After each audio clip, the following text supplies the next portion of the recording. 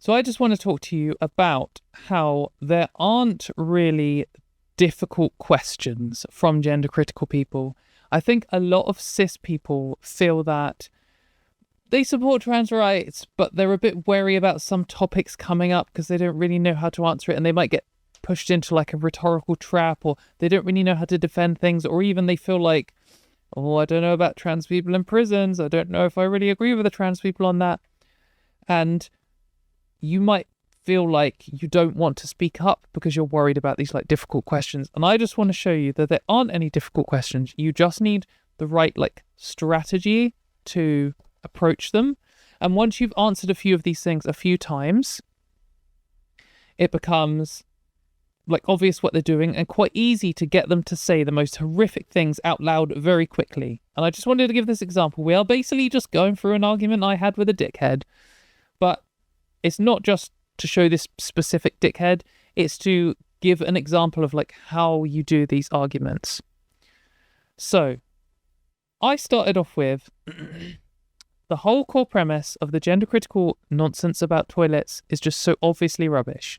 Okay, so there's a trans person using the toilet next to you. So get a fucking life. And obviously my point here is it doesn't actually matter if the person next to you is trans or cis. Like that alone doesn't affect you. And that's all that's going on here. Like I use public toilets all the time. I use the toilet at work. I use the toilet in service stations and stuff. And I just go in and do a wee and then wash my hands. Like it's never affected anyone. And it's very hard to defend the argument that you are affected by a trans person existing near you because it's stupid. Like it's brazenly stupid. So the only thing that a gender critical person can do is escalate to extremes to try and go to some, like, obviously every single trans person uses the toilet every single day, non-issue. So they've got to pick like one extreme example, some corner case in order to try and have an argument at all. So they say, when Ilsa Bryson is eventually released from prison, what toilets should they use? They. I think she's she, her. But anyway, irrelevant. Here they've picked someone who is in prison for raping someone, which is horrific. So you might panic here and be like, oh, yeah, I don't know, like, good point or whatever. Ugh. So before, like, if you worry this is a difficult question, it isn't. And I'll show you how I've responded. So I have responded with a question, which can seem like deflective, but it isn't. And I'll show you why. And hopefully it points out, obviously, straight away what the issue is based on what their response is. So I said, which toilet should gender-critical activist Lily Cade use today, given that she isn't in prison, despite allegedly, should say here, allegedly raping multiple women in the women's toilets, or allegedly sexually assaulting multiple women in the women's toilets. And we were just looking at some of the allegations here. So there's one lady who says that Lily Cade ended up raping her, and another one says that she was penetrated without consent, and another one said that she was sexually assaulted in the bathroom stall directly after Lily Cade had assaulted another girl. So those are the allegations. And Lily Cade also called for the lynching of a bunch of people as well, like crazy, horrible person. And the gender critical person, and the argument I'm making here is, regardless of what you think of the success of the prison system in the US and the UK, they are terrible. I'm not delusional enough to think that people go into these prison systems and come out reformed or rehabilitated. But if you're like, if there's a defense for prison at all in any form, it would be that they should be rehabilitative, and that people who are too dangerous to have in society should go there and only come out when they are safe to be in society. And someone who is constantly sexually assaulting women, allegedly, or someone who has actually been convicted of raping women, aren't safe, theoretically, until they have been rehabilitated some. So the point is here is, if Lily Cade or anyone else who is a cis woman has sexually assaulted or raped women and goes to prison, when they come out, should they be forced to use different toilets? Like, is that an extra burden we put on people who are released from prison? Like, theoretically, people should be rehabilitated when they're released, or at least not a danger to people. And if they're not, do you think that banning cis women with convictions of sexual assault who have gone to prison, who have then come out of prison, do you think banning them from the women's toilets is going to achieve anything? Do you think that will deter them from reoffending? No, of course it won't. If you want to make a policy change to make people safer from convicted sex offenders, it should be making prisons better at rehabilitating. And why should that be any different for trans and cis people? Like, that's the argument I'm making here. Like, I have happened to have picked a gender critical person to dig at them. You might not know a gender critical person who's done this, but this is an example. But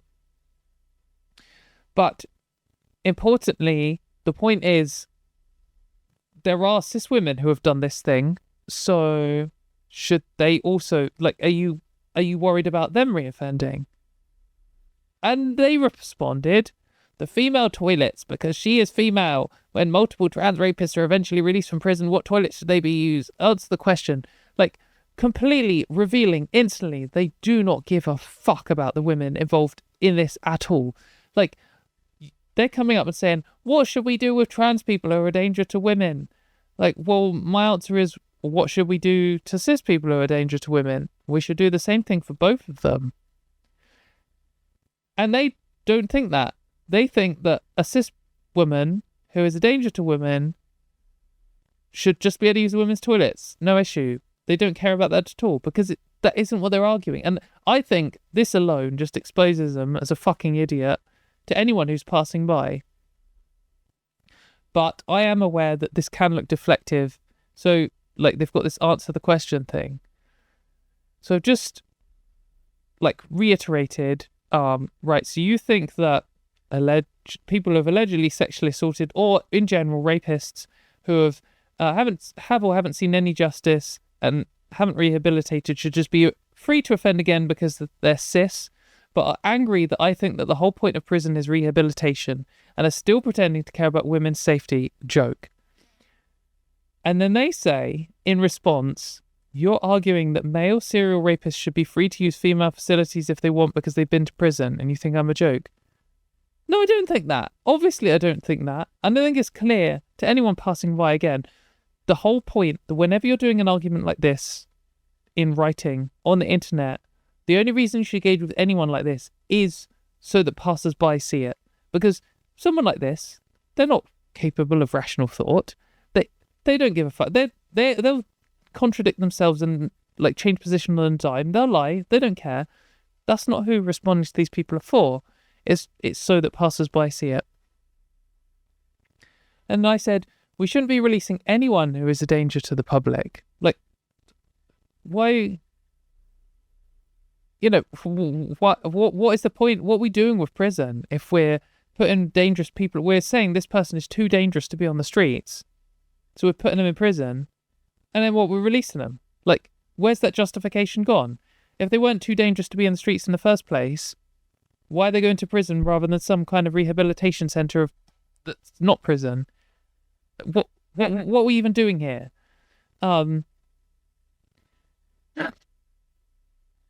So, and then I said that, like, you know, like your mate Lily Cade is today, the one who you just explicitly said should do the very fucking thing you're pretending to care about. So yes, you're a fucking clown. Like, this person has just come in and in two tweets of me prompting has just straight up said, yeah, I think someone who is a danger to women should be able to use women's spaces if they're a cis person. And then they've tried to say that I'm saying the same thing, but about trans people, but I'm not.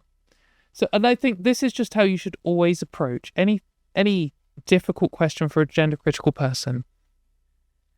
Don't accept their initial premise. Don't dive into some ridiculous, extreme hypothetical that they're trying to trap you in. Just step back and look at the general case and be like, what should we do for anyone in this situation? Should we be banning people from things in general in this situation? Will it actually help? No. Like, another classic one is like, should we be giving trans healthcare to prisoners? People are like, oh, I don't know. Like, should we be giving healthcare to cis people in prison? Should we be giving healthcare to prisoners in general? Yeah, because why should taking someone's healthcare away be part of the punishment for whatever crime they've committed?